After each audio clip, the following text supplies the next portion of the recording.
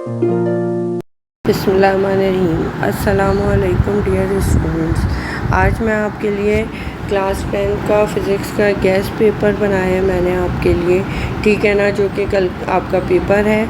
आपकी माशाल्लाह से अभी तक पूरी तैयारी हो चुकी होगी, लेकिन उसके बावजूद बच्चे थोड़े से परेशान होते, चीज़ें भूल रहे होते हैं। तो अभी जो मैंने गेस्ट पेपर बनाया है ये ज़रूर रिवाइज़ कर लीजिएगा। आपको हार्डली 1.5 घंटा लगेगा अभी से, तो आप अच्छे से रिवाइज़ कर लीजिएगा। इंशाल्लाह आपका कल का पेपर 90+ का होगा इंशाल्लाह ताला, ठीक है। उससे पहले जैसे कि मैं वीडियो शुरू करने वाली हूँ, उससे पहले आपसे एक रिक्वेस्ट है कि आप अगर मेरी क्या कहते हैं चैनल को सब्सक्राइब करें, वीडियो को लाइक करें और शेयर करें, ताकि मुझे भी मोटिवेशन हो और मैं आपके लिए इस तरह की हेल्पफुल वीडियोस मज़ीद बना सकूं, ठीक है ना स्टूडेंट्स।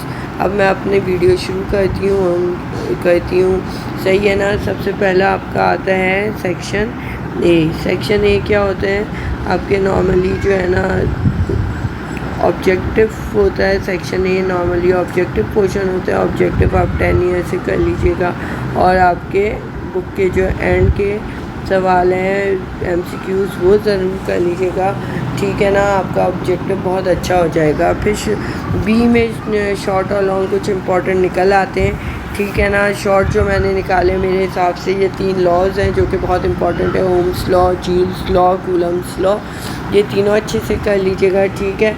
उसके बाद आपके एक सवाल आता है कैसे गैल्वानोमीटर जो कि करंट मेजर करता है उसे एमीटर और वोल्टमीटर में कन्वर्ट करते हैं, ठीक है ना। आपके बुक में दिया हुआ है गैल्वानोमीटर को एमीटर और वोल्टमीटर में कन्वर्ट करने के तरीके का, वो अच्छे से कर लीजिएगा। उसके बाद डिफरेंसेस ज़रूर आते हैं। अब इसमें कुछ डिफरेंसेस जो मैंने अपने हिसाब से निकाले हैं वो ये हैं, सही है ना। वो डिफरेंसेस रियल और वर्चुअल इमेज के बीच में डिफरेंस निकाल लें, विजन फ्यूजन प्रोजेक्शन के बीच में, सही है, और एनालॉग डिजिटल इलेक्ट्रॉनिक्स के बीच में, transverse longitudinal waves, RAM ROM mechanical and electromagnetic waves के दरमियान आपने क्या करना है, अच्छे से डिफरेंसेस, सारे ये डिफरेंसेस अच्छे से रिवाइज़ कर लें। उसके अलावा डेफिनेशन बहुत इंपॉर्टेंट होती हैं, डिस्पर्शन ऑफ लाइट की, रेजिस्टिविटी की, damped oscillation, power of the lens, convex and concave lens, principal focus और आइसोटोप्स, इनकी डेफिनेशन अच्छे से पढ़ लीजिएगा। उसके बाद क्लास 10, उसके बाद स्टूडेंट्स ऑफ क्लास 10, तो उसके बाद क्या कहते हैं क्वेश्चन है galvanometer converted into ammeter, सही है। किस तरह से, ये दोबारा मैंने रिपीट कर दिया, मोस्ट इम्पॉर्टेंट था, सही है। इसे रहने दीजिएगा क्योंकि ये ऑलरेडी ऊपर लिख चुकी हूँ, ठीक है ना। एक्सप्लेन द वर्किंग ऑफ सोनार की वर्किंग लिखें या फिर AC जनरेटर की, दोनों में से कोई वर्किंग दोनों ही की इम्पॉर्टेंट है, अच्छे से कर लीजिएगा। उसके बाद आपके बुक में कॉनकेव मिरर के केसेस हैं, आपके बुक में कॉनकेव मिरर के केसेस हैं, रे डायग्राम्स दी हुई हैं, सही है। अलग अलग रे डायग्राम है, कभी ये जैसे कि क्या कहते हैं फोकल पॉइंट पे अगर आप ऑब्जेक्ट रखोगे तो इमेज कहाँ से बनेगी, ठीक है ना। इन बिटवीन मिरर और फोकल लेंथ के रखोगे तो कहाँ से बनेगी, अगर फोकल लेंथ और 2F के फोकस और 2F वो C पे रखोगे तो कहाँ बनेगी, ठीक है ना। ये पूरे केसेस हैं, ये अच्छे से कर लीजिएगा। एक चैप्टर है आपकी बुक में कंप्यूटर से रिलेटेड, उसके अंदर ट्रुथ टेबल बनाया हुआ है, नॉर, नॉट, एंड और के अच्छे से ट्रुथ टेबल कर लीजिएगा, सही है ना। उसके अंदर 101 ज़ीरो के कर लीजिएगा और 4 1 और 4 0 वाले दोनों कर लीजिएगा, ठीक है ना। राइट 3 कैरेक्टरिस्टिक और म्यूज़िकल साउंड की कैरेक्टरिस्टिक्स अच्छे से कर लीजिएगा। What is meant by capacitance of the capacitor, right 3 uses भी कीजिएगा। और इसको ना इसके साथ कैपेसिटेंस का एक इम्पॉर्टेंट है, इसे सीरीज़ में जोड़ते हैं तो इक्विवेलेंट कैपेसिटर कैसे निकालते हैं, और पैरेलल में जोड़ते हैं तो इक्विवेलेंट कैपेसिटर कैसे निकालते हैं, ये भी अच्छे से कर लीजिएगा, ठीक है ना। अल्ट्रासाउंड क्या होता है, ठीक है, उसके एप्लीकेशंस क्या होते हैं, ये अच्छे से कर लीजिएगा। टोटल इंटरनल रिफ्रैक्शन और उसके यूजेस अच्छे से कर लीजिएगा। फिर कुछ जो है ना वो न्यूमेरिकल इम्पॉर्टेंट है अकॉर्डिंग टू जो है ना मेरे वो क्या है कि आपको इक्विवेलेंट कैपेसिटेंस निकालना है, वो अच्छे से निकाल लीजिएगा। उसका formula 1/c is equal to 1/c1, 3 capacitance दिए हुए हैं, 1/c1 plus 1/c2।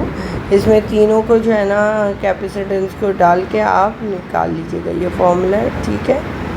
C1 C2 plus C3, सही है, इसको डाल लीजिएगा। उसके बाद लेंथ ऑफ द पेंडुलम निकालनी है। लेंथ ऑफ द पेंडुलम निकालने का टाइम पीरियड से निकालेंगे आप। टाइम पीरियड का फॉर्मूला है 2πL/g करके है। अब इसमें क्या करिएगा आप, पहले दोनों साइड जो है ना स्क्वायरिंग करेंगे। L आपका इससे बाहर आ जाएगा, किससे बाहर आ जाएगा, क्या कहते हैं, अंडर रूट से बाहर आ जाएगा। फिर आप ड्राइव करके इक्वेशन आराम से निकाल सकते हो।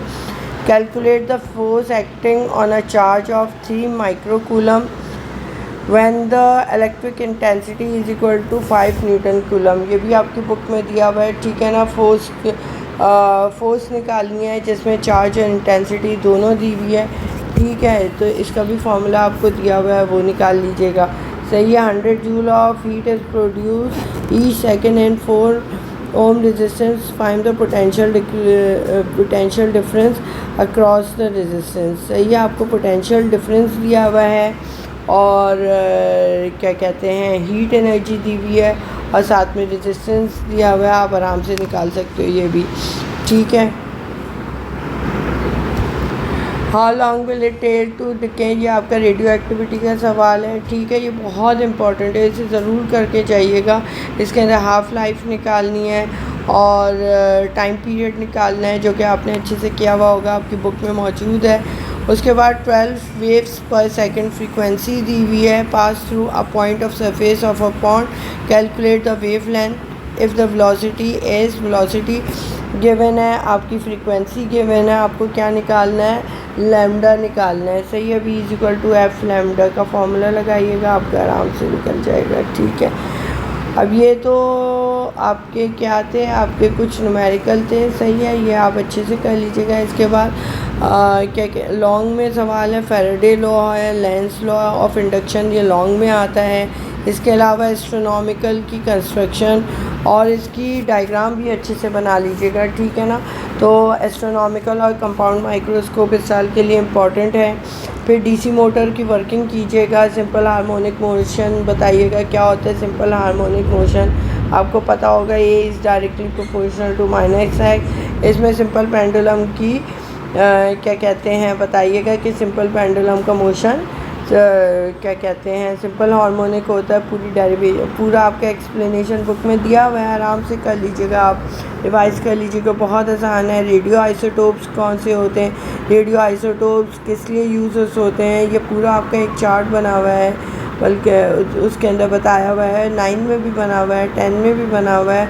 9 की बुक से कर लें तो वो भी आसानी हो जाएगी, सही है ना। What is transformer, construction of transformer कीजिए, ठीक है। What is electric motor, explain construction and the working of DC motor. DC motor की आपको कंस्ट्रक्शन और वर्किंग करनी है, ठीक है ना।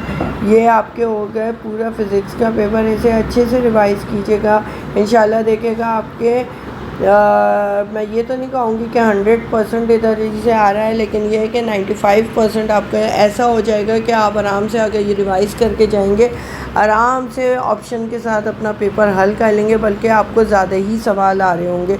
ज़रूर करके जाइएगा, मेरा सजेशन है। और फिर आखिर में एक और दफ़ा आपसे बोल रही हूँ, आपके लिए बहुत मेहनत कर रही हूँ मैं, और आपके गेस्ट पेपर करवा रही हूँ। बाद में मैं एग्ज़ाम ख़त्म हो जाएंगे, आपके स्टडी वीडियोस बनाऊँगी।